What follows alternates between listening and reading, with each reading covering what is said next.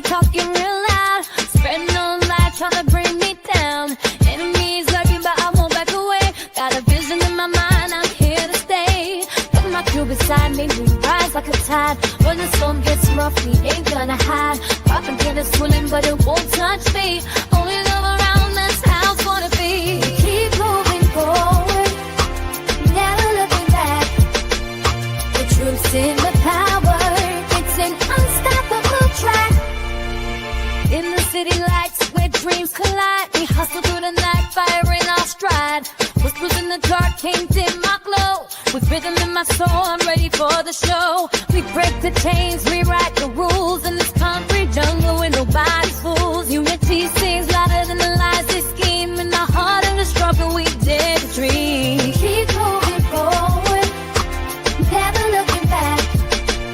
The truth's in the power, it's an unstoppable track.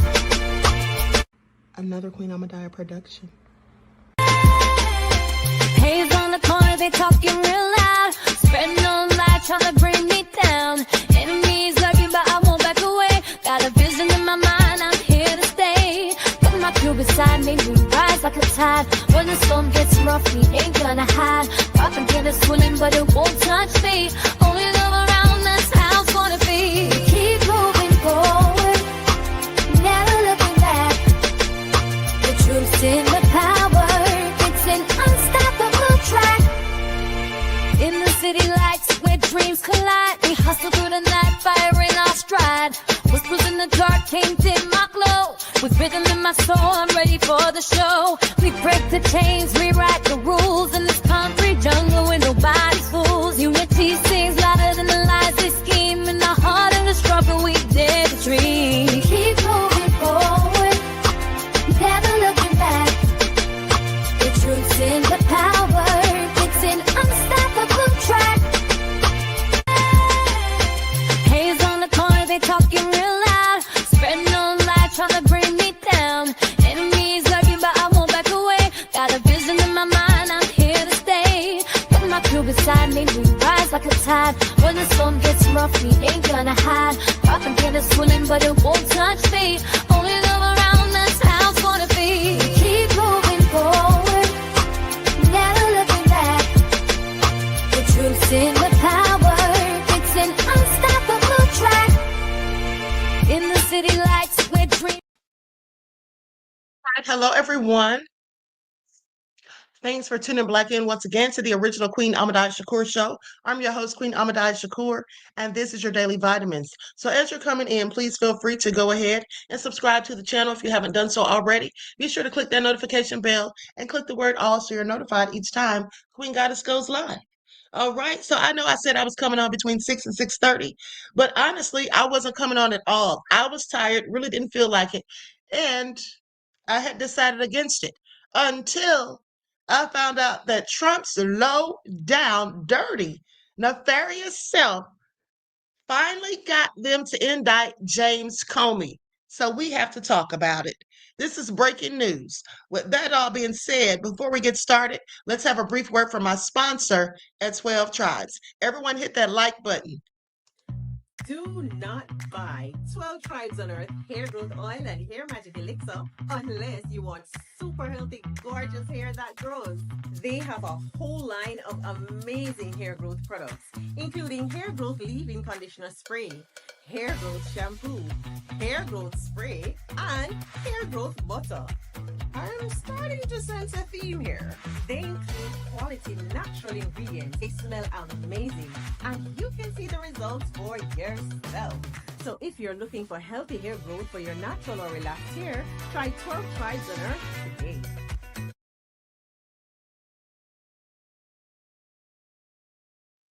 Okay, so don't forget you can purchase 12 Tribes hair oil at Etsy.com. Just look for Lisa Crafts, and you can also find it at Walmart.com. And she also sells beard oil. Okay, so that all being said, let's get right into it. All right, hello, Special K, Anita Harrell, Deronda, we the people.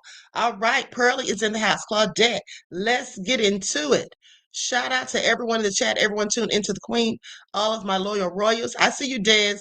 All right. And shout out to my moderators because y'all know they put in work. I see you, Lawrence. Okay, let's get into a perplex. Retired federal police officer Carol Banks is here. All right. We the people is in the house. Okay. Hey, Queen Shay. Shawshana is here. Christine, Hot Cocoa. Okay, so let's get into it, honey, because also we're going to talk about the real reason why those MAGA thugs showed up at HBCU campus. Okay.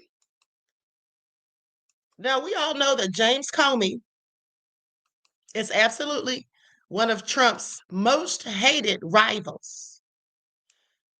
Former FBI director, and let's not forget that he fired James Comey's daughter, Maureen Comey, the one who prosecuted Diddy. And I told you all, you heard it here first. I told you all that was going to happen. Okay. I'm surprised he wasn't low down enough to fire her before she even got a chance to prosecute Diddy. Okay. That's how dirty and petty Trump is. So, anyway, let's talk about this report.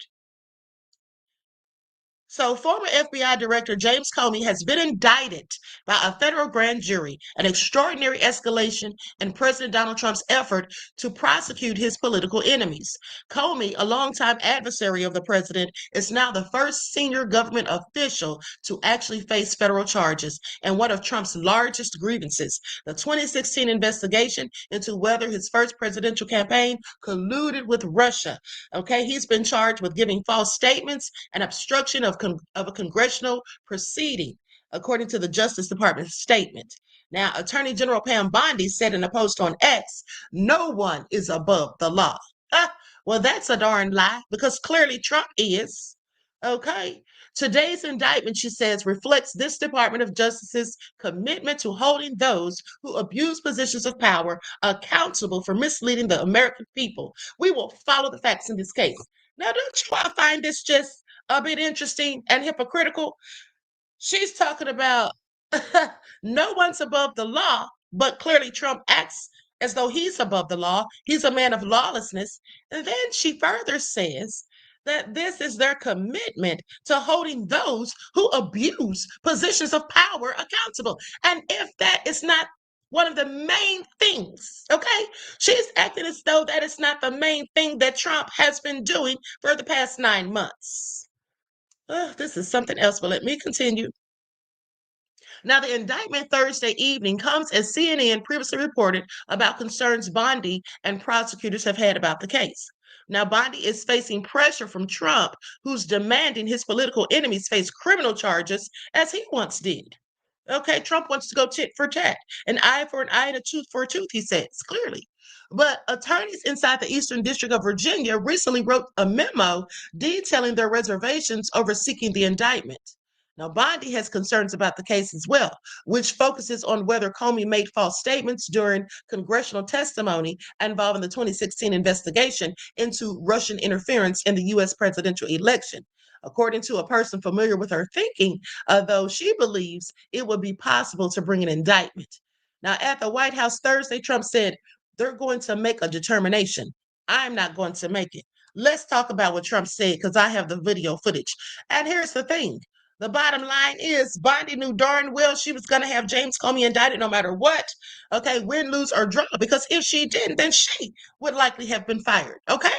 Trump is unhinged. These people are doing whatever he says and however he says to do it because they don't want any smoke. Because they probably feel like if they don't do what he's telling them, he'll just get somebody else to do what he tells them to do. And then in the process of doing what he tells them to do, he'll tell them to prosecute them as well.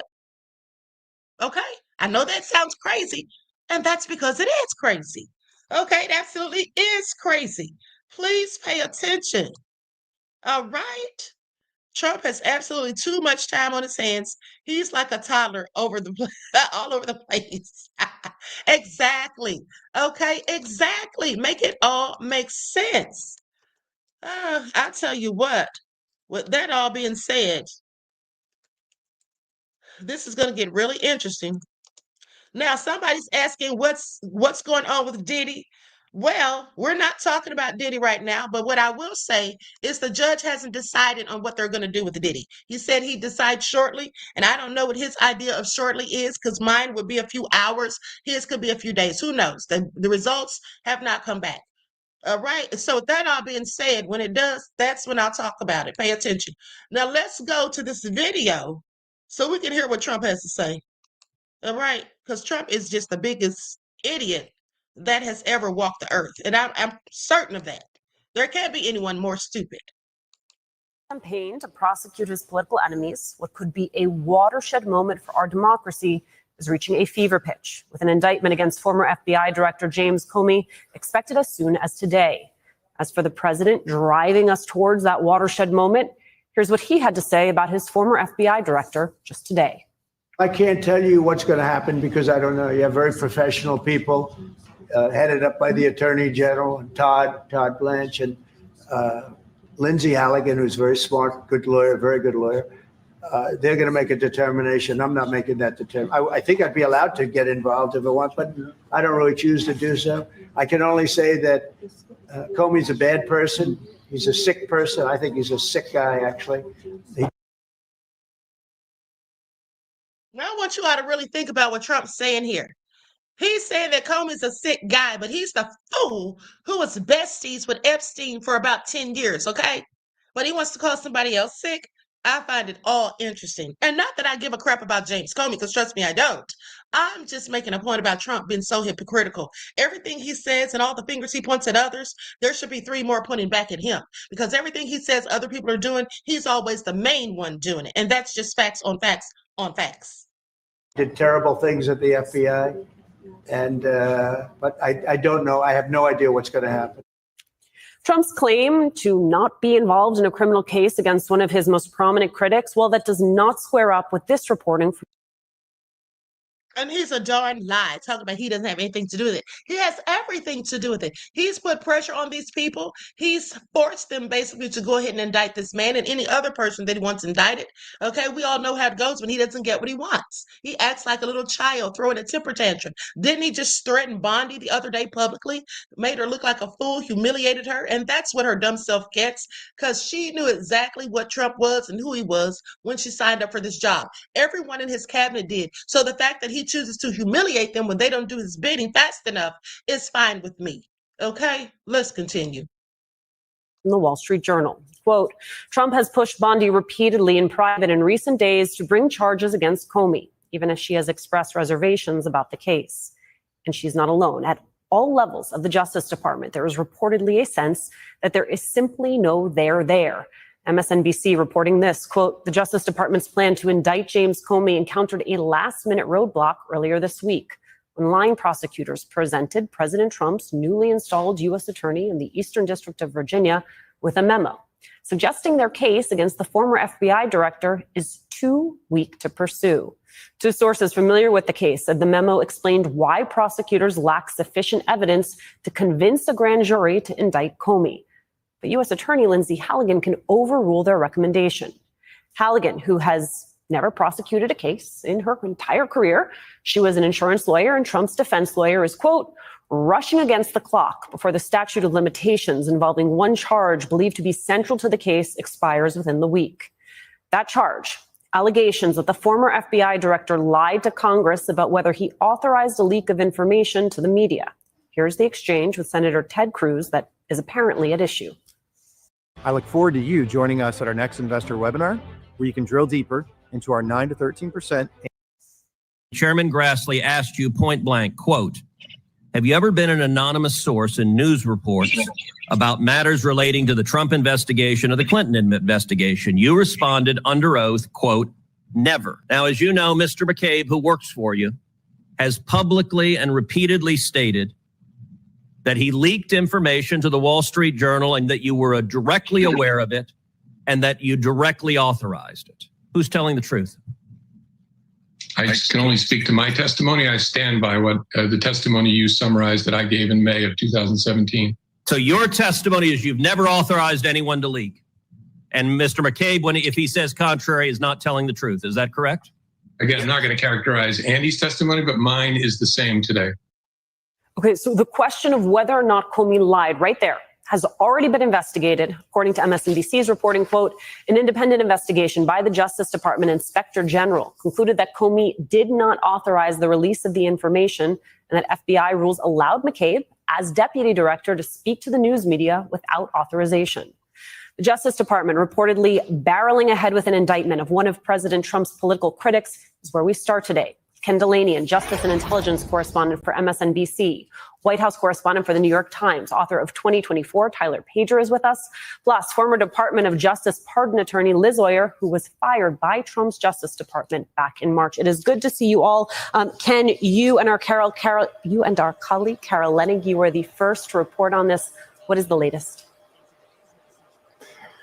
Good afternoon, Alicia. Yeah, we believe that the U.S. Attorney, Lindsay Halligan, is moving forward with the case, despite that memo that she received recommending that she not do so. And again, that memo said that not only do these lawyers think they can't win the case and convince a jury beyond a reasonable doubt that James Comey is guilty of lying to Congress, they don't even believe there's probable cause, which is the lower standard by which you obtain an indictment. Although the Justice Department rules, the ethical rules, say that a prosecutor should believe they could win a conviction if they even seek an indictment.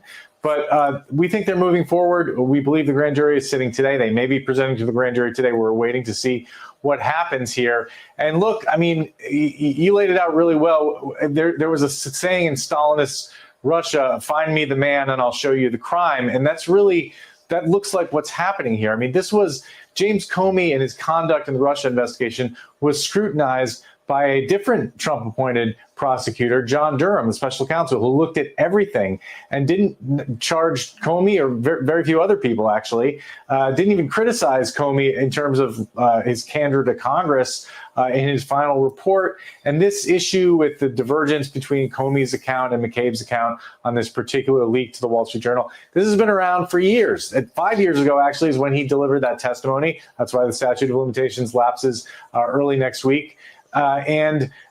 Just because there's a disagreement over what happened, that doesn't make it perjury. In order to make a perjury charge, you have to show evidence that James Comey intended to deceive Congress, that he knew he was lying, that he had criminal intent. And I'm not aware of any evidence of that. And it appears that career prosecutors inside the Eastern District of Virginia didn't think there was enough evidence of that either. But of course, Donald Trump has been pushing Pam Bondi. He did it publicly on Truth Social to indict not only James Comey, but Letitia James, the New York Attorney General, and Adam Schiff, the senator from California. And it looks like the machinery of justice is doing his bidding. And that is a place we have not been before as a country, particularly since Watergate. But even before that, the idea of a president ordering his Justice Department to charge his political enemies, whether they think there's evidence or not, that is a very dangerous place that we're in as a country right now, Alicia. Liz, I agree that this does feel fundamentally different than even the long line of attacks against the system of justice that we have seen from this administration. I want to read you something from ABC News about those line prosecutors that Ken Delaney was just talking about.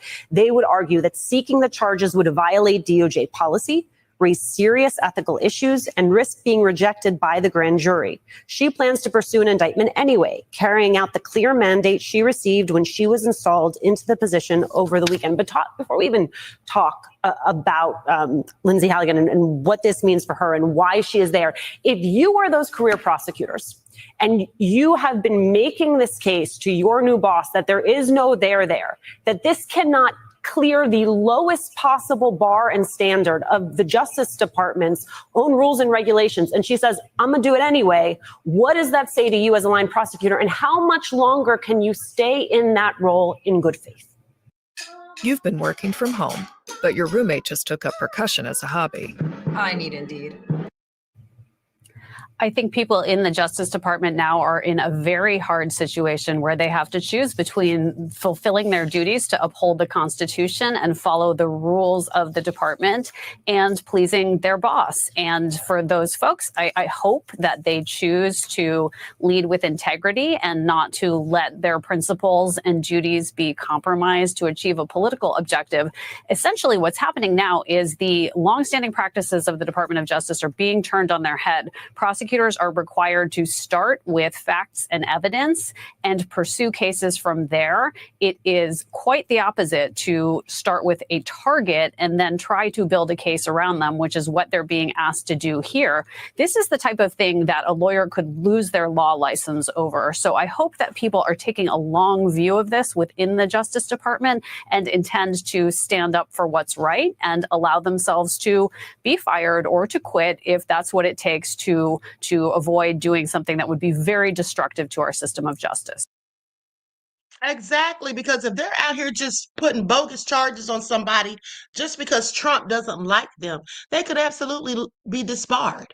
Okay, they could lose their licenses to practice law, and not to mention, everybody's already looking at the FBI with a whole side eye. Most of us are, because of all the foolishness that Trump's got them doing, and they're not to be trusted. Even though you couldn't really trust them before, you darn sure can't trust them now.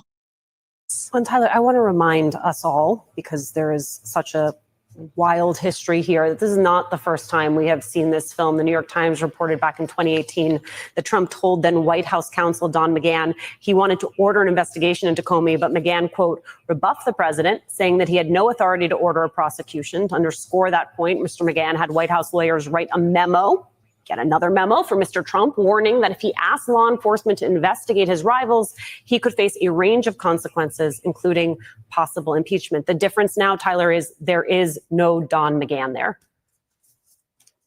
Yeah, I mean, he is surrounded by loyalists in the White House and in the administration. And I think we've seen him take steps when he has encountered roadblocks for these larger objectives.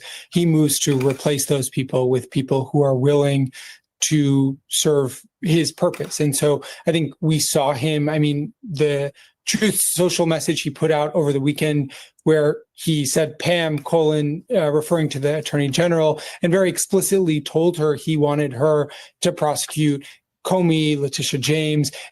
This is something we haven't seen as public before, right? My colleagues reported that he would say these things privately to his aides, but he has now dispensed with any sort of caution across the board. And we've seen that particularly play out as it relates to these specific individuals, what he perceives as his political opponents, that he wants his Justice Department to prosecute them. And so this wall that most presidents, at least since Watergate, have put up between the White House and the Justice Department has just fallen completely.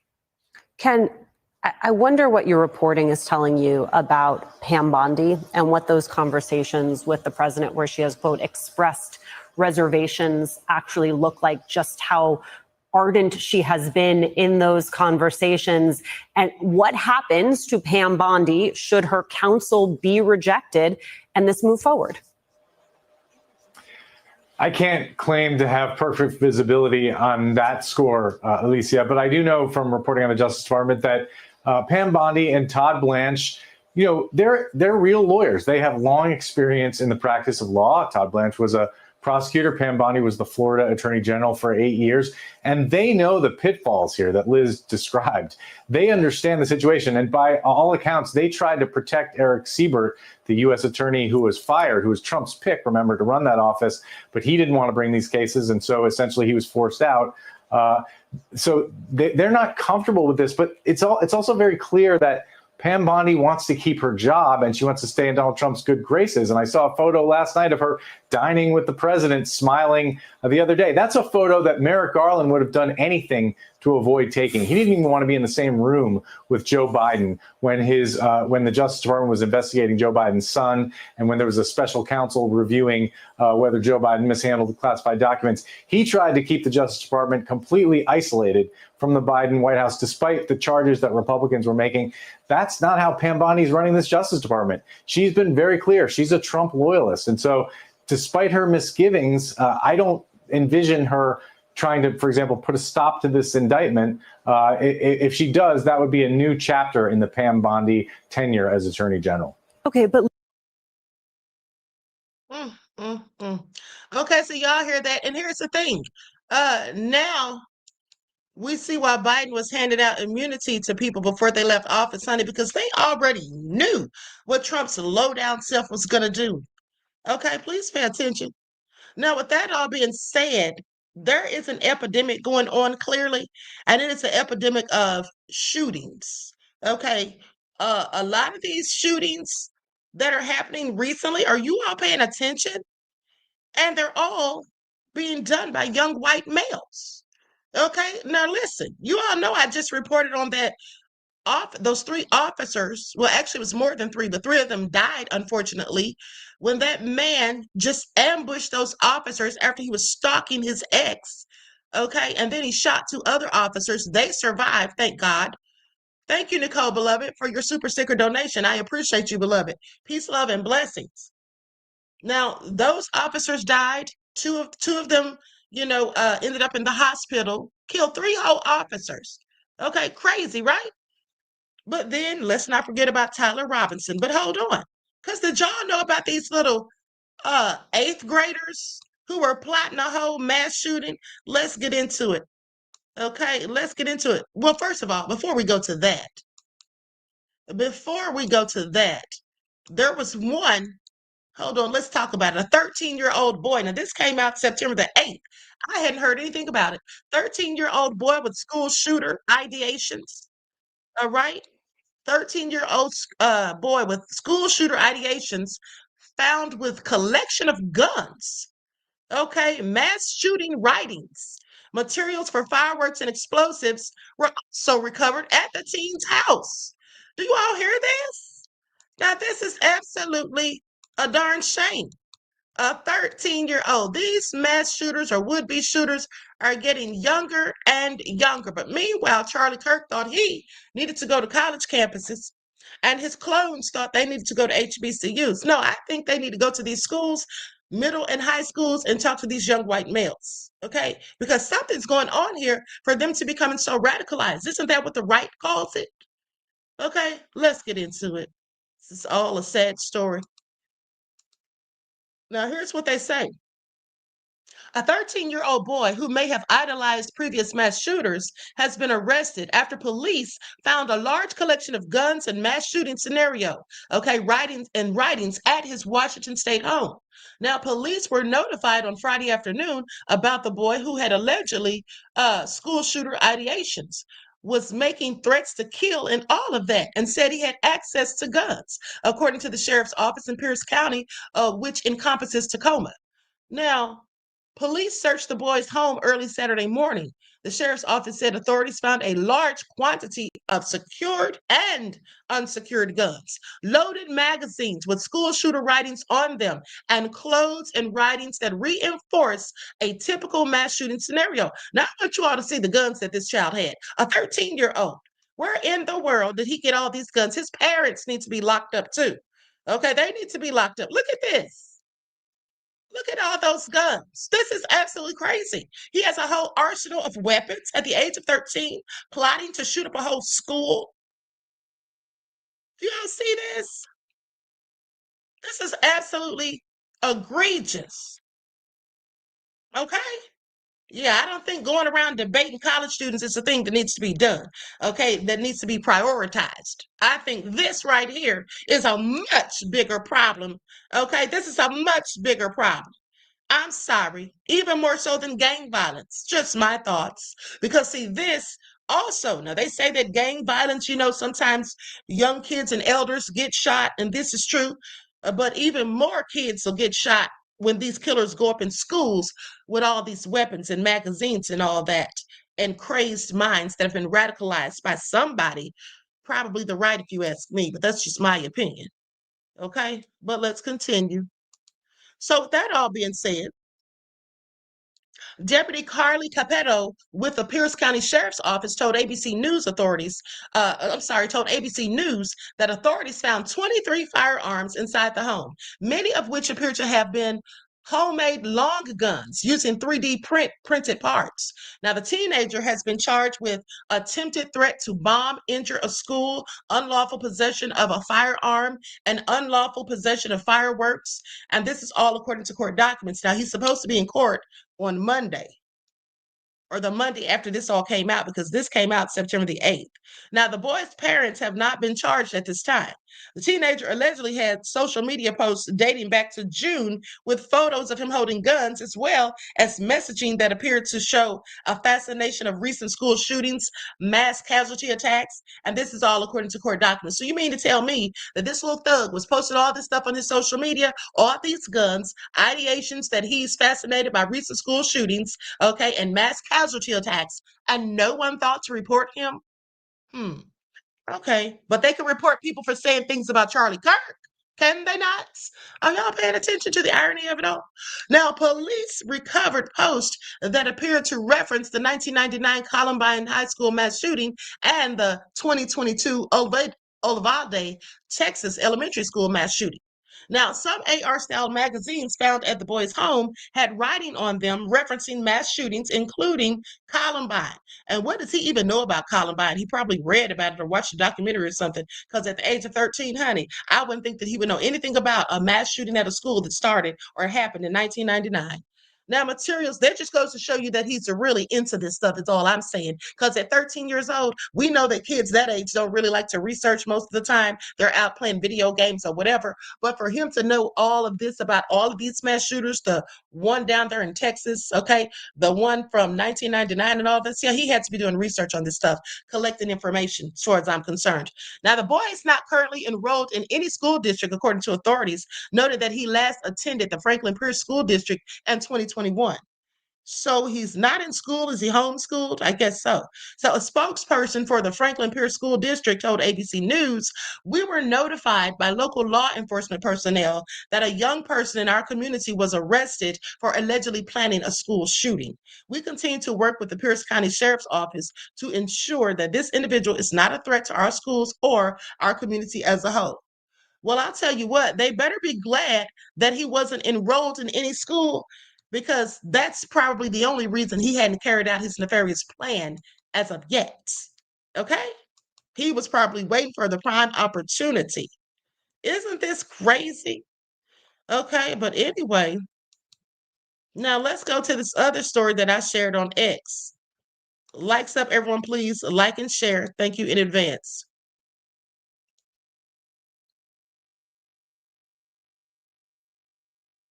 8th graders charged with planning a mass school shooting. These teens are charged with conspiracy to commit a mass Columbine-style school shooting. Connor Pruitt, 13, and his 14-year-old buddy Philip Bird were allegedly planning to target their middle school in Lehigh Acres, Florida. The arrest happened after an 8th grade teacher got a tip from a student at the school that one of the boys had a gun in his backpack.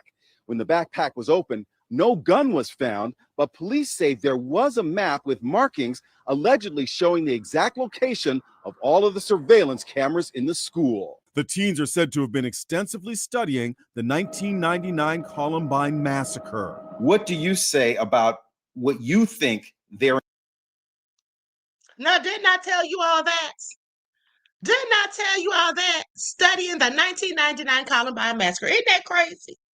Isn't that crazy? Now, I didn't even watch this news report. What I did was I went on X and I saw several instances or several videos of people plotting to do this kind of stuff. So I just shared it.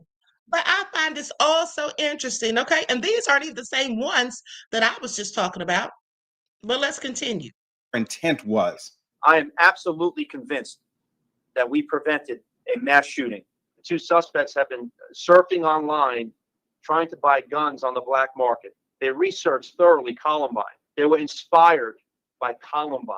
Deputies searched their homes and found ammo, shotgun shells, knives, and other weapons. Philip Bird's mother, Carrie Tuller, broke down in tears during their appearance in court on Sunday. He's just a little boy. I didn't think this was really serious. I spoke with Carrie and stepdad Chris today. Carrie, how are you convinced that your son was not about to carry out a mass shooting? My son is no monster. He would not have hurt anybody. My niece goes to the school, and he sure as heck wouldn't have hurt his family. Lady, bye. Okay, well, that's not what it looks like, and that's not how it sounds, and that's not what he was planning and plotting, and that's not what he wrote down. All right, bars. I wasn't even trying to make that rhyme. But don't y'all find it so interesting that she's sitting there talking about what he wouldn't do? Like he's just a sweet little old angel. Honey, I beg to differ. Sounds like he had a depraved mind, and then sitting there worshiping and praising the Columbine shooters and doing extensive research on them. But you mean to tell me you don't think he was going to hurt anybody? Lady, please. And then she said his cousin goes there. You think he gives a darn about his cousin? Because a lot of these shooters, they'll go in there and shoot up the place and take people's innocent lives and then turn it on themselves. Okay? So much for that. Talking about he wouldn't hurt his cousin.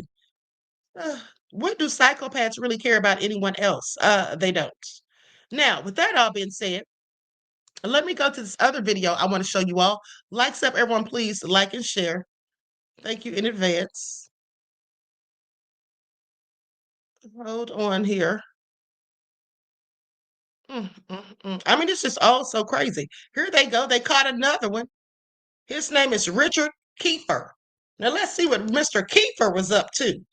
Clearly a whole plot. It's getting worse and worse. Y'all better start staying in the house, honey.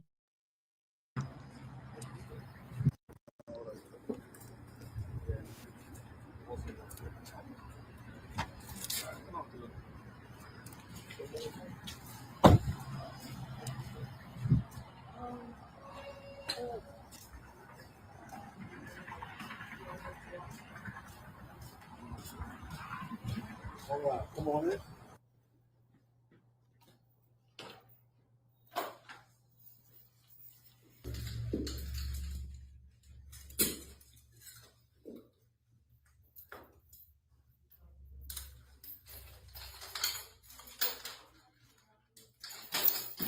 Come on in here, have a seat.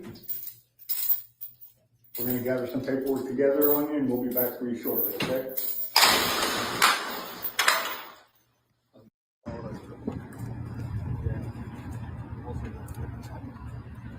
Now, in case you're wondering why this young man has been accosted by the police and taken in, it's because basically white teen Richard Kiefer, age 14, charged after threatening a mass shooting at school, posted it. He obviously posted this on social media saying, gonna shoot it up, okay, in a group chat, like it's a game. This is in Florida as well. Deltona Middle School, Florida. Do y'all hear this? This is absolutely crazy. This is what I actually posted. I said, this is getting out of hand. Why don't these Charlie Kirk clones go to the schools and speak to these troubled young men? They're not wanted or needed at HBCUs. These kids are sick and clearly need help. Okay? And that's just the truth of the matter. That's the truth of the matter. They do need help. Something is wrong with them. Okay? They're sitting here plotting. 13 and 14-year-olds, but they're worried about gang violence. No, this is what they need to worry about, honey. This is what they need to have on their agenda, okay, to do something about this. Nicole gifted 5 memberships to the Queen's channel. Thank you so much, beloved. I truly appreciate you. Peace, love, and blessings. So you all be sure to thank Nicole and shout her out, specifically those of you who benefit from these memberships. That was very kind and considerate. Thank you again, beloved. So yeah, there you have it. Plotting another school shooting. But no, let's not stop there, because here is more. Now look at this. Look at this right here, honey. While they're going around trying to antagonize Black folk on HBCU campuses and making us mad, they need to worry about the real problem that's at hand. Now look at this. Okay, this young man is Desmond Holly.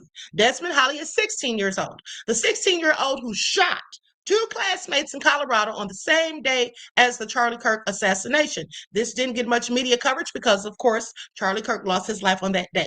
Now, FBI reports he had neo-Nazi views and was radicalized online. Okay, amazing that he just disappeared from the news, and the right has never brought him up. Well, we're going to talk about it today. There he is, Desmond Holly. So you all see this?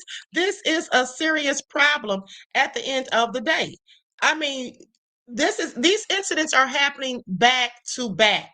Okay? Back to back. Now, this guy here, let's talk about him, because I find it interesting. The Colorado teen shooter had an account on Violent Gore. Y'all know what Violent Gore is, right? He had it on the site for months before the shooting. Okay? A teen who opened fire in Colorado at a high school was active on a so-called Violent Gore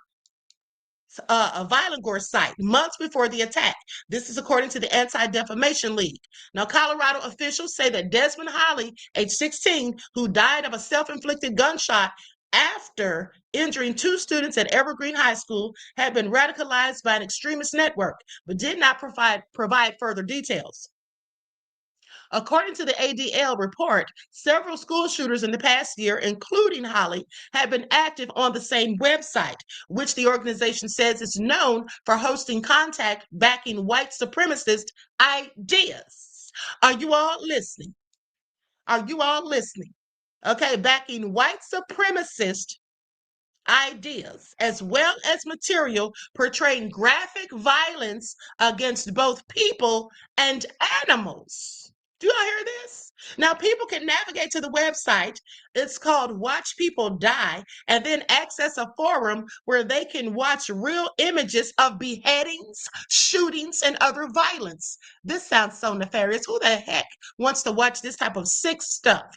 Clearly killers or would-be killers. Okay, so the site started, this is absolute, they should even have things like this, but the site started on Reddit before being banned in March of 2019. They said, we're talking about thousands of people who are on these spaces. This is what ADL Senior Vice President of Counter-Extremism and Intelligence, Orrin Segal, told CBS News, saying there's no friction to access, anybody can do it. Now, Beverly Kingston, the director of Colorado University's Center for the Study and Prevention of Violence, told CBS Colorado that school shooters often exhibit similarities in their behavior and have been known to pay tribute to other mass shooters, saying, I don't think there's ever been a situation that hasn't had warning signs. Now, the website Holly used was also frequented, okay, according to the ADL, by other individuals who have carried out school shootings in the past. The 15-year-old Natalie Rupnow, who shot and killed a student and a teacher at Abundant Life Christian School in Wisconsin last year, and Solomon Henderson, a 17-year-old who committed a shooting that killed one and wounded another at Antioch High School in Nashville in January. Now, Holly, who posted a photo of Rupnow on TikTok, appeared to have joined the site in December of 2024, in the month between the Madison and Nashville shootings. And this is according to the ADL. They say many of these online spaces are glorifying these young, violent shooter types, okay, where they're even referencing one another. Kingston said, when people are radicalized to violence, it's much harder to intervene at those stages than it is at earlier stages. Now, the best thing we could be doing is preventing someone from even becoming or having an interest in going into any of those sites in the first place. Well, first of all, those sites should be banned, okay? Because that actually is something that can invoke violence. Okay, so, and if it's radicalizing people, do they think that they should actually be allowed to stay up? Now, we want to find a way for them to feel connected, to belong, to be on the pro-social side, they say. All of this going on, and I want you all to pay very close attention, because all of this is going on and all of these things are coming out. But meanwhile, yesterday I reported to you how they expelled an 11-year-old Black child from school for disarming another student, okay, and then taking the gun apart and actually throwing away the bullets to try and keep the other children as well as himself safe. They punished him for that. I want y'all to pay attention to how crazy that all is. Now, Holly's most recent profile photo on TikTok was of Elliot Rodger, who killed 6 people in California in 2014, and also had a history of engaging in and spewing misogynistic content online. Now, the 16-year-old posted a photo of himself holding a gun next to a box of ammunition on his X account 2 hours before the shooting. On social media, Holly showcased his collection of tactical gear, which featured extremist symbols. In a now-deleted TikTok post that contained references to a 2019 mass shooting at a mosque in Christchurch, New Zealand, he engaged with the comments encouraging him to make a move. This is all egregious. Y'all hear this? Now, CBS News reached out to the Jefferson County Sheriff's Office to see whether the department's findings were consistent with those in the ADL report. A spokesperson said they cannot comment as the investigation remains open. The domain of Watch People Die is registered by proxy, according to a search of the Whois registration database, and hides the names of the owners. Isn't that something? Cloudflare is used as the registrar or for their main domain, Segal at the ADL.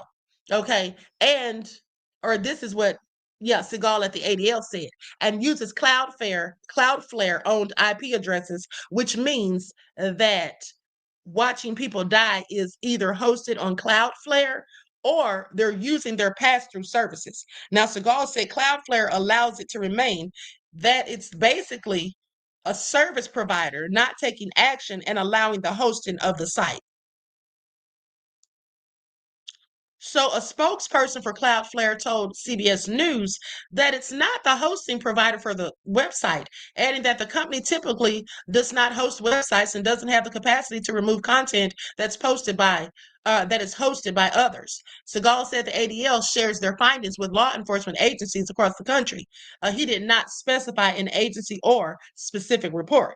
Segal said understanding incidents perpetrated by people influenced by nihilistic online spaces as a broader trend rather than one-offs could be a step toward preventing violence. He says we need to see that there's a connection there. There's a thorough line.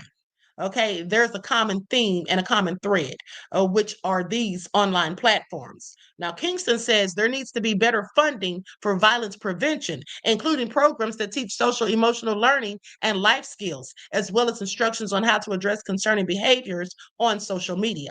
The infrastructure that we need to prevent violence has always been very weak, and it's even weaker right now, says Kingston. That's my biggest frustration, is having so many solutions that aren't being fully implemented. It just breaks my heart. Honey, this is all a hot mess. Okay, so now with that all being said, let me show you something else. Because one thing that I have noticed since the passing of Charlie Kirk is that it seems to me that there's more and more people on the right, Trumpsters, dare I say, that are going around trying to purposely irritate, agitate, and provoke Black folk. Looks like they want us to get angry, mad, and try to put hands on them or something so they can have a reason. I want y'all to pay attention. So let's go to it, because this man, there was a Black author basically having a book signing, and some Trumpster showed up just trying to cause trouble and trying to be a whole distraction. Okay, I don't know why they just can't leave us. Hold on. Here he is right here. And he just kept talking all this trash and saying this isn't Nazi Germany and all this and that. You know, like, call the police. Yeah, he wasn't worried about them calling the police because he already knows if the police show up, they're likely going to side with him. Okay? So he had no problem telling them to call the police. Please pay attention. I haven't said you don't need to leave. I don't need to do anything. Yes, stop telling me this is not Nazi Germany. I don't need to do anything. Stop telling me what to do. Call the cops on me. Go ahead, you do that. You go ahead and do that. You go ahead, you go there. You go there. Yeah. I'm Nazi Germany, really? Really? Is this communist China or fucking or the USSR? Really? This is distracting you. Oh, I hurt your feelings. I hurt your feelings. I hurt your feelings. I hurt. Call the cops. You're not the police. Call the cops, bitch. Call the cops on me, bitch. Fucking go ahead, fucking bitch. Go ahead. Right here. Can we take a picture of it? Right here. Fuck you, bitch. I haven't said you don't need to leave. I don't need to do anything. Yes, stop telling me this is not. Hey, you all see how he was just acting so belligerent? Like, what is really wrong with people? Okay? What is really wrong with people? I find it all so interesting. I find it all so interesting. Now, with that all being said, you know, it seems like they just can't leave us alone. Desmond said hands would have been thrown. No, no, no. You don't want to throw hands because then you're feeding into what they want you to do. That's the whole purpose. They want to come there and aggravate you, irritate you, and provoke you to anger so that you will put hands on them. And then they can have you arrested and try to prove their point that, oh, Black people are violent.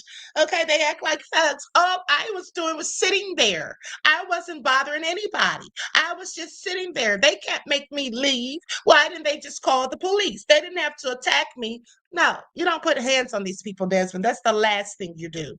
Okay. That's the last thing you do, especially when you see that they're purposely trying to provoke you to anger. That's when you should know that's exactly what they want you to do. And whatever racist devils want me to do, I do the opposite every time, okay? And that's what you should do. All right, and so anyway, let's talk about them showing up at the HBCU campuses. All right, Black folks, we are better than this. Let's respect everyone's free speech. Listen, I want y'all to pay attention to Reverend Damian Thaddeus Jones. This is what he said. He said, hold on, let me just go to the footage. This is them showing up at the HBCUs, and I'm going to show you all a collage of videos that I put together. And I want you all to pay attention because it's obvious what they were up to. Okay, listen. Reverend Damian Thaddeus Jones says, Black folks, we're better than this. Let's respect everyone's free speech as we want folks to honor ours. This was not the best way to handle this. Oh, yes, it was. What are you talking about? Don't you sit there and try to, go in on these youth, on these young people, because they did the best thing as far as I'm concerned. They didn't put hands on anybody. They didn't call anybody any nasty names. They just wanted them to leave and had them escorted from the premises. He says, I pray we can come together to make our nation stronger. Child, sit down somewhere. The nation's never going to come together or get stronger as long as Trump's in office. Maybe by next election cycle, we'll have a better chance, but not now. Okay, so please sit down somewhere. You sound like an idiot. That's just my assessment of the facts. Now let's look at this and see what we all make of it. Come on.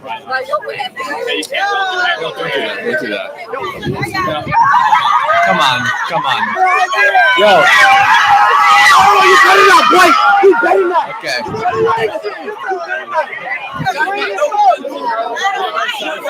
Okay. Bring the sign back.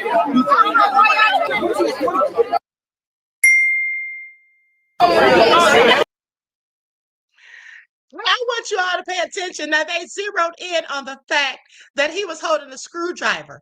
But here's the thing. Didn't he have that screwdriver in his hand before he saw them there? Okay, I'm sorry. Where's he coming from at the end of the day? Right? And here's the thing. They're trying to imply that he was up to no good or he was going to use it for violence. The bottom line is he didn't use it for violence. The students called the police and had their behinds escorted off. Okay? At the end of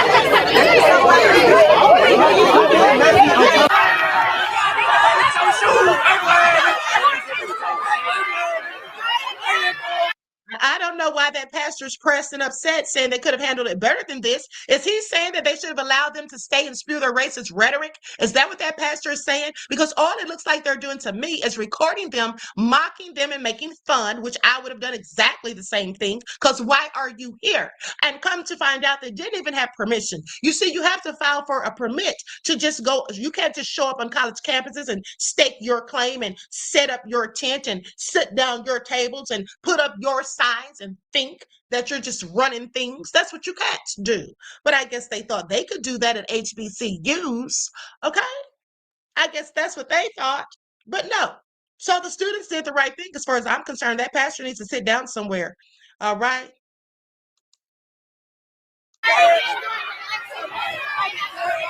Look at him. Look at the kids waving at him. Get out of here. You're not wanted. Don't come back. And here's another thing for you all to think about. I would not want them on my campus if I were those young people either, because there has never been a mass shooting on an HBCU campus. And after seeing what happened to Charlie Kirk, I definitely wouldn't want anyone coming saying the same things that he said. Okay, coming to an HBCU campus, now some radicalized fool from the right, like Tyler Robinson, might show up and start spraying the place. You understand? Keep them away from there. Y'all don't need that smoke at HBCUs. Don't bring that mess to them. Stay where you've been. Go back to Utah. Okay, go somewhere else. But don't come to HBCUs with your bullshit, because they don't need their campuses getting shot up because y'all are there. And somebody might come there because they're angry at you all or whatever. There's never been that type of drama at HBCUs, and we'd love to keep it that way. We're going to do like a little end live pregame or postgame situation here. We have 500 people watching. And another thing too is they clearly came there to try to antagonize those students. Okay, that's my assessment. Okay, I think they came there to purposely try to antagonize them because let's not forget that right after Charlie Kirk lost his life, then they started targeting HBCUs, making all these threats and all of that. Then you have a black man found swinging from a tree, okay, at Delta State University. All right, and then y'all got the nerve to show up there. No, I don't think so. Agents of Chaos, beat it. Okay, we don't need you here, nor do we want you here. You didn't ask our permission to be here. No one sent for you. Okay, they didn't even get permission. They just showed up. Who do they think they are? All right, who do they think they are? Definitely came there to try to antagonize and provoke them to anger. Like I said, just like that man. See, this is happening all over the place. All of these incidents are just not being reported, people. I want you all to really pay attention to this. Yes, we have the footage because the students, they recorded all of this. We have the footage from the guy showing up at the Black Authors event trying to provoke them as well. This is what they're doing all around the country. A lot of this isn't getting media coverage. Okay, so pay attention. Because you'll see people posting videos of them doing these things on TikTok and stuff like that. At the end of the day, they're trying to provoke us. And they're very upset because we have said that we're not in it. We're not going to protest. Okay, we're not going to be out there stomping the yard and all of that, all angry and upset about Charlie Kirk or anything else that they have a grievance about, because that's their problem. It's not ours. You had that fool calling for a civil war the other day, talking about they need to get the left and all of that. Keep that talk amongst yourselves, because we want peace over here. We're trying to be peaceful, okay? We're trying to live our best lives. We're not out here trying to be acting like fools and thugs, okay? And getting into it and all of that, and having shootouts on the college campus. Nobody's here for that, okay? So take that mess back over there where it belongs. We got 500 right here watching. Look. Whoa. This is insane. What the heck? Oh my God. Now, with that all being said, I'm going to stop the share because as I told you all, I have some videos that I want you all to see, and I'm going to show those. And here's the thing. Here's the thing. You know that they came there to antagonize them and provoke them to anger because their signs alone. One of the signs said DEI should be illegal. Yeah. And then the other sign said, deport all illegal immigrants now. Yeah. Nasty work. That's what that was. Nasty work. Okay. Claudette said, minded our black business. Exactly. Now, if that's how y'all feel, that's fine. You're entitled to feel however you choose, but don't bring that mess around them because they didn't ask for it. Okay? I mean, they just showed up and set up camp like it was all gravy. The nerve. Okay? DJ The Truth said, that's so damn foolish. It was. Darnell said they obsessed and lost. Okay? Like, why are y'all even there in the first place trying to start that mess, honey? I told them where they need to go. Go talk to those young white men who are thinking about shooting up schools and stuff. 13 and 14 years old. Somebody definitely needs to be talking to them at these schools. Okay, trying to get some order. All right, trying to see how they're becoming so easily radicalized and what the hell they're looking at online and why, and what kind of stuff they have going on at home with their parents. That's what they need to be doing instead of running around here keeping up mess. But anyway, I digress. Now let's get to the footage. Now, like I said, these are videos that I've compiled of people talking about the situation. Some of it's just showing them on the campus and whatnot or whatever, how the students reacted. And like I said, I was very pleased with the students because they didn't get violent. They didn't start saying anything crazy to them. They just mocked them a little bit, recorded them, laughed at them, told them to get up out of here, escorted them off of the property, which they should have done because they had no business being there in the first place.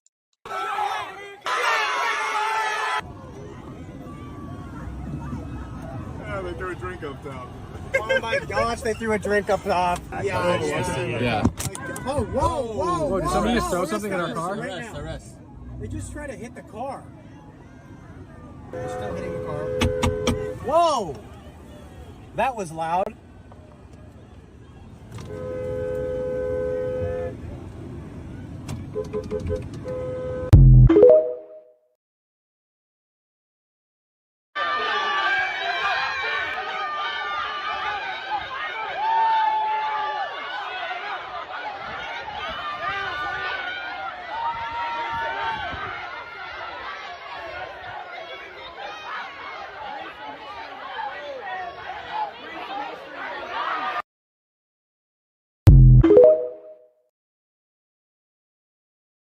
Mega supporters invaded our HBCU. What is going on over here?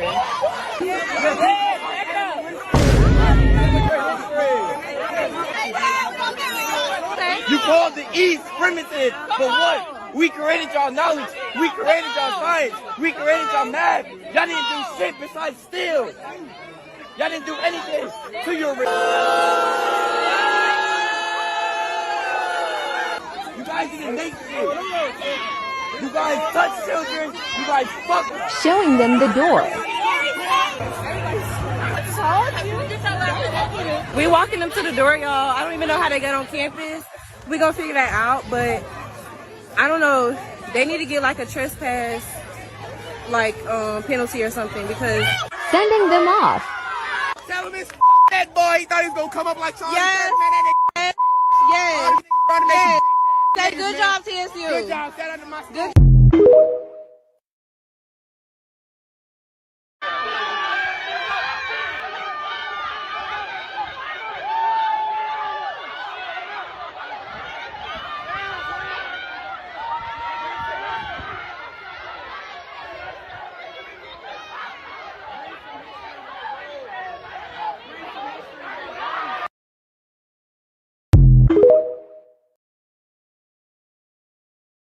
Yeah. I know. Black on black crime. Oh my goodness. So I'm just gonna do a recap for everyone, just so that we're all on the same page, okay? Just follow along with me and see if we can establish a pattern. We had a white male recently, if not today or yesterday, pop 2 migrants, okay? Before then, we had a white male at a white college in a predominantly white state pop a white male, Charlie Kirk, okay? Before that, we had at the same day, we had a white male do a school pop. Before that, we had a white male pop three officers, that's correct, pop 3 officers. Before that, there was a white male that threatened an HBCU. I think that's what we have so far. So if you guys have an IQ above room temperature and you're following the pattern that I just showed to you, we all know what the problem is. You ready? We're going to say it all at the same time, all right? You ready? The problem is black people. That's correct. That's right. That's right. Oh, wait, what? I feel like you guys didn't say black people. Yeah, the problem is black on black crime. That's what you need to understand. I don't know what, it sounded like you guys were being racist and we're saying white males or something like that. No, the problem is black on black crime. That's what the pattern that I just showed you, that's what that clearly shows is the problem. Black on black crime. So, as I've said before, one of the traits of the lineage of evil is to take no accountability. None whatsoever, because there is a clear problem that we need to be addressing, and they want to blame black people. They want to antagonize black people. They want to blame everyone, but who's at fault? They want to get trans, they want to get illegals, they want to get black people. That's what seems to be going on. And you had a group of white youth, MAGAs, with their MAGA hats and everything, who had a bright idea. And you want to know what their bright idea was to go to an HBCU uninvited and to antagonize the people there. Now, I'm gonna be honest with you. I may not agree with some of the other commentators who'll probably do a video on this because I understand why they went there, okay? It's clear as day, all right? If you have an IQ above room temperature, you obviously know why these white kids went to the HBCU. It's the only place that they feel safe. Damn. And we're gonna be honest. You know their mother probably told them to go to an HBCU. Like, we're gonna be honest, their mom either told them to go to that school or she was relieved upon hearing which school they were going to. Hey mom, we're gonna wear our MAGA hats and we have like signs for people to debate us. We're gonna go to a school and we're gonna do like uphold what. Let me see if I got this right. CK gets pumed. Y'all then proceed to blame HBCUs and attack HBCUs, only to find out that the shooter was one of y'all. And instead of taking accountability, y'all decide to go target an HBCU in person, set up a table, and talk about why immigrants shouldn't be here and why DEI shouldn't be a thing on an HBCU's campus? Is that what we doing? Then only to get mad that they retaliated and that y'all got kicked out. Welcome to episode 4627 of white people being racist and white privilege. First of all, we really need to put a majority of the blame on the security of that school, because no way MAGA shouldn't have been able to get set foot on that campus, let alone set up a table on their campus grounds with signs posting about immigrants and DEI, as if they finna get ready to tell them, the people on their campus, why they don't belong here. Are y'all kidding me right now? That school is just as much to blame for allowing that to happen, because no way they should have gotten within the vicinity of that school. No way. There's just no way. And mind y'all now, it was only two of them. Two people with MAGA hats on set up a table ready to antagonize black students on why DEI doesn't exist and why illegals shouldn't be here. Only for them 15 minutes later to get on social media and complain, talking about, oh, for our safety, the police told us we should leave. How do you come to somebody's campus uninvited and then get mad that they kicking you out? You don't belong there, bitch. Let me just say, I'm gonna give a good kudos to my people, because not one punch, not one act of violence was thrown, even though they deserved it. I want to clap for my people, because the way that they showed restraint and taunted those white people, knowing that they were scared and they were trying to act all unbothered, I applaud y'all. Because the way that could have turned ugly in like 2.5 seconds, I am proud of the restraint that y'all utilized. And then for the school to release a statement backing up the black students, and the maggots are upset because the school didn't come to their defense, very good job. Excellent job. Because, bitch, how was you hating from outside of a club that you weren't even invited to? Going to an HBCU while being a whole white supremacist wearing a MAGA hat is peak white privilege. Peak white privilege. And I'll tell you why. He knows nothing's going to happen to him at that HBCU, because if it does, it's only going to make the black folks look like animals, look like thugs. And that's the narrative he knows he's going to be able to spin on them. So them young black kings and queens at the school, they already know, man, if we put hands on dude, we're going to look like the bad guy. No matter what we do, we're going to look like the bad guy. That is peak white privilege. Because if Black Lives Matter sat up a table, 3 of them sat up a table to go into a freaking college that is majority white MAGA folks, and they went over there to debate, you guys would sit here and say them black folks went over there to start some trouble. They don't belong here. Call the police. Call the cops. Get them out of here. This is what we mean by white privilege, bro. There are a slew of videos going around the internet right now, specifically on TikTok, of what transpired at Tennessee State University, which is an HBCU. And basically what you had were these MAGA bros wearing red Make America Great Again hats on the campus of an HBCU, where they held up signs that read, DEI should be illegal, deport all illegals now, let's talk. Let me be clear about something. This is political violence in word form. And I actually think that a lot of people could take some notes on this. You do not debate the rights of human beings and just the right to be a person in a country that actually benefits greatly from diversity. Secondly, what really gets me is they're going after DEI, which we already know is the new woke. It's the new term to label black people. And because you're too cowardice to say the word that you really want to say, you use these. And here's where we could take some notes. You don't debate fascists, as Mehdi Hassan told us in his Jubilee. So what did the students at Tennessee State University do? They got in good trouble. And you know what else happened? The university stood up for them. Because these dudes that I'm looking at right here, they didn't have a permit. They're not students.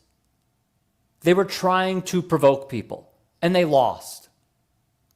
And one of those SOBs, his name is Cam Higbee. A lot of people know who he is. Let me just give you a brief description.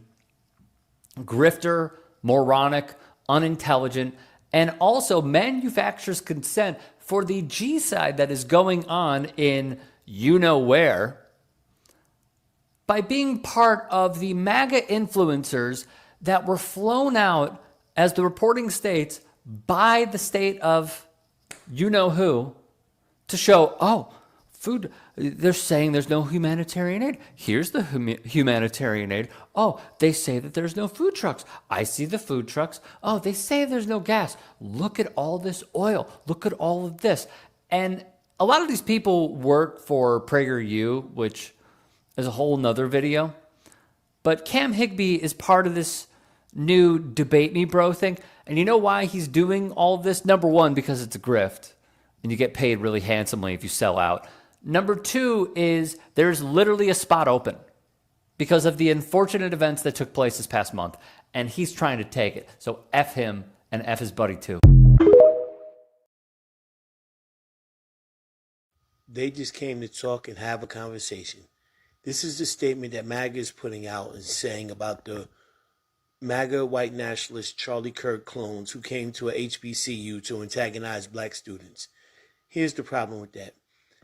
Just because they show up, black people are not obligated to give you our time. We are not obligated to make you feel comfortable in our spaces. We are tired of that. We understand the history that every time you show up, it is with bad intentions. Anytime right-wing white nationalists show up in our spaces, it is with bad intentions. We don't owe you a conversation. We are not going to drop to our knees and be like, oh, thank the great Lord. The great white fathers done come down off the Caucasus Mountain to come visit us poor, lonely black folks. No, we don't want that. You see, once again, you are uncomfortable with black people being happy and relaxed in our own spaces. See, in your minds, and I really do believe this, in the minds of so many MAGA people, so many racist MAGA white people, you really can't perceive of black people being happy and being comfortable unless they are around you or in your presence. And that's a problem. Because, see, too many of these black MAGA conservatives have made you think that proximity to whiteness is what we desire. And really, what we really desire is to just be left alone. You see, you don't want us around you, but you don't want us to have our own spaces either.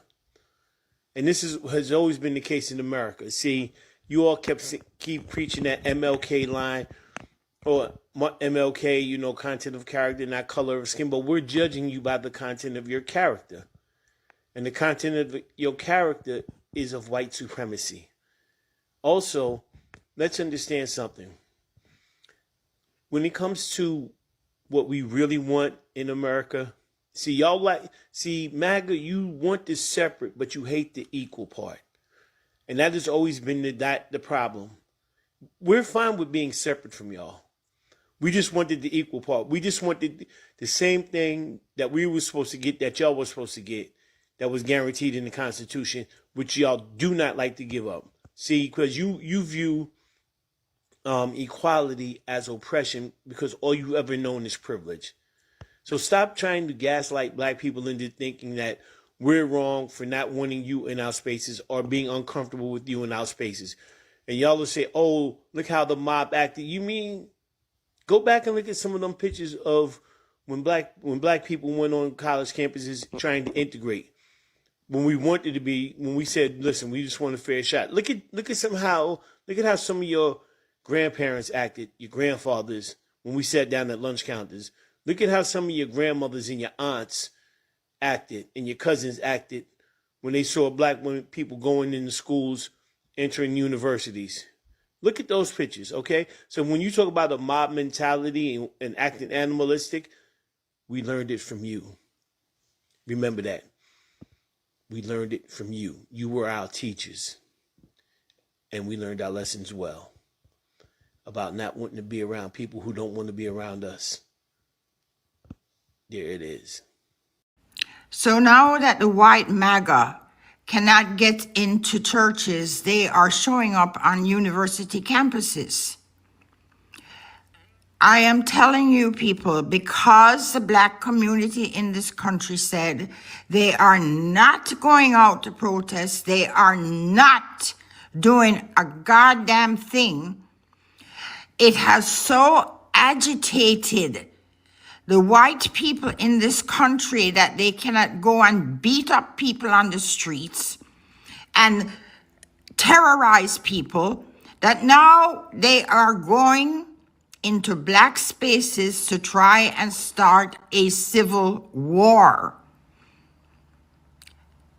This is their tactic. Black people already told you they don't give a shit what you do. And they have been trying every goddamn thing. Trump has been trying.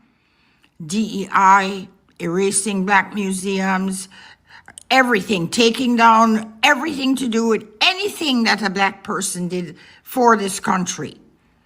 And still, they cannot provoke Black people to go into the streets. That's what they want.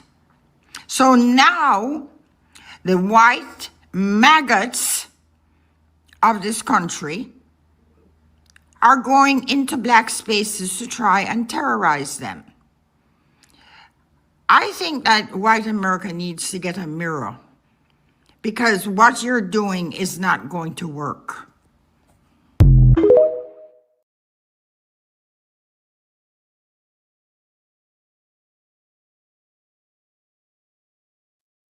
Okay. What they're doing is definitely not going to work. At the end of the day, they weren't welcome there, didn't go about the proper procedures and protocol to be there in the first place. And they can just show up and do whatever they want. And that's because sometimes people like them, the right, these MAGA, these Trumpsters, they feel like, well, I'm white and I say so. I can do whatever I want and I don't have to ask permission from anybody. Okay? So, but here's the thing.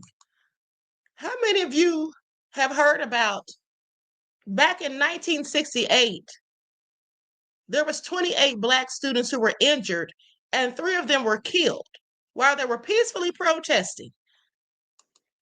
Do you all know about that? Let me share this on the screen so you all can see the pictures of these young men.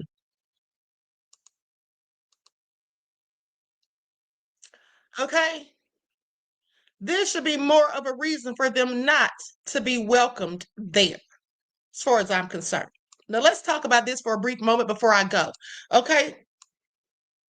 So, February the 8th of 1968, the Orangeburg Massacre is what it was called. Now, while most people know that students were killed at Kent State in 1970, very few know about the murder of students at Jackson State in 1970, and even less about South Carolina State College in Orangeburg in 1968. So on February the 8th of 1968, 28 students were injured and 3 were killed, most shot in the back by the state police while involved in a peaceful protest in Orangeburg, South Carolina.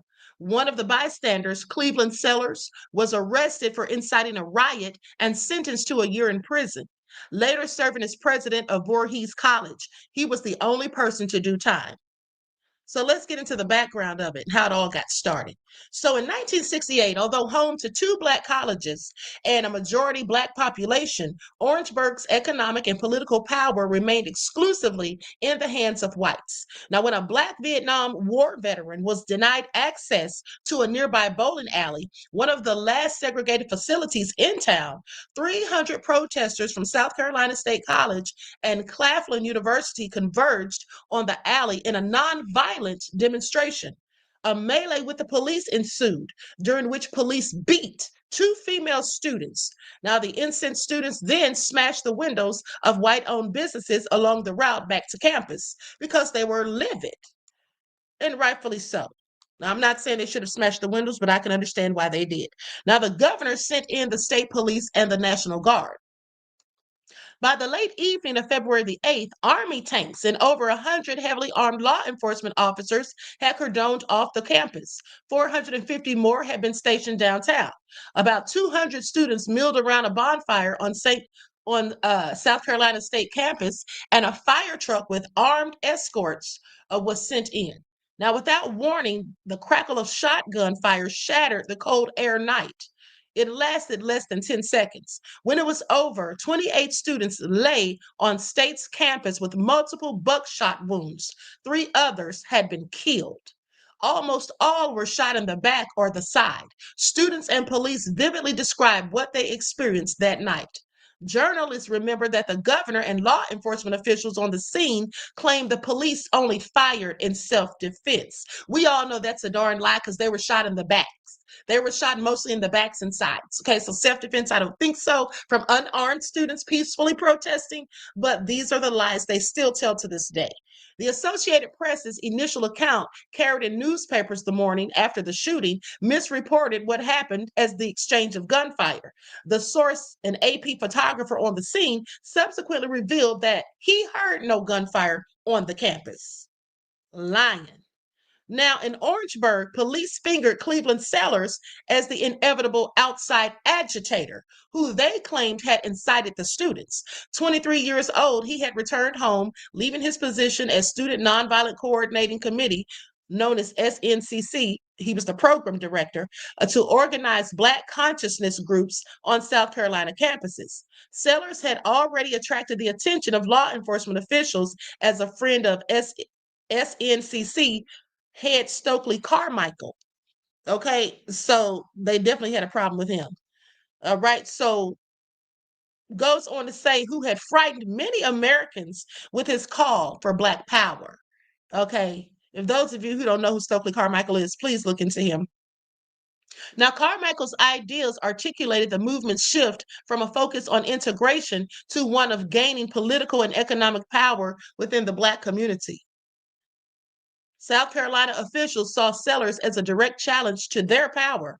Wounded in the massacre, Sellers was arrested at the hospital and charged with inciting to riot. Now, those students made clear he was only minimally involved with their demonstrations, Sellers was tried and sentenced to 1 year of hard labor. He was finally pardoned 23 years after the incident, mind you.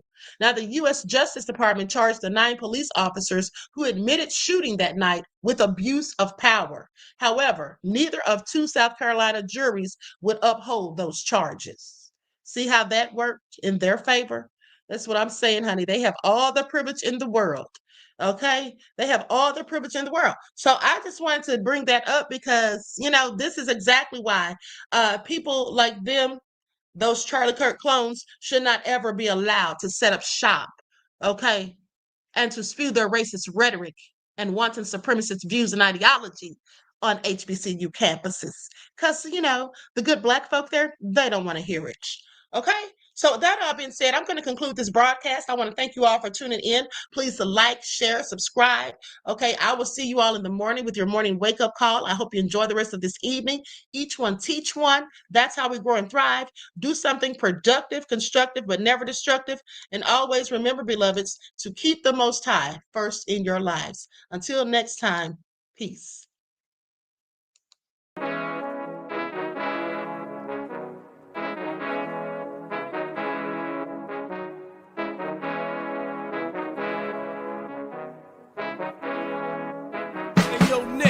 With that gold all in my skin, God all in my blood, kings all in my circle. You touch one of mine and you're done. They show no love for the queen. Why you hating on me? Is it cause I'm free and I got Malcolm X in my jeans? I got dreams like King Luther, shed blood like Kunta. You ain't helping my people, I ain't got nothing to say to ya. I want all the smoke like hookah. Talking reparations, America won't be great until they give us compensation. I'm like, I'm the hottest right now. That's See right. A bunch of lames out here trying to jock on my style. They be doing too much. I'm the queen, it's too easy. It's like they all at Popeyes, how they be talking so greasy. I just sit back and laugh while these haters get madder. So nefarious how they don't want my pockets with cheddar. I tell them they can do better. These snakes in the grass can leave a bite on your ass, cause y'all be trusting too fast. I got got my foot on the gas, other one on they necks. Dropping receipts on haters, you better show some respect. I'm never facing regrets, we only facing the threats. Running through every challenge like a relay, break no sweat. It's a cold game, so I got that blanket with me. Now that my people awaken, ain't no going to sleep. I do not play by my piece, this time I'm playing for keeps. You talking slick, but when I see you like them ends, we gon' meet. And I got gold all in my skin, God all in my blood, kings all in my circle. You touch one of mine and you done. They show no love for the queen, why they hating on me? Is it cause I'm free and I got Malcolm X in my jeans and I got gold all in my skin, God all in my blood, kings all in my circle. You touch one of mine and you done. They show no love for the queen, why they hating on me? Is it cause I'm free and I got Malcolm X in my jeans and I got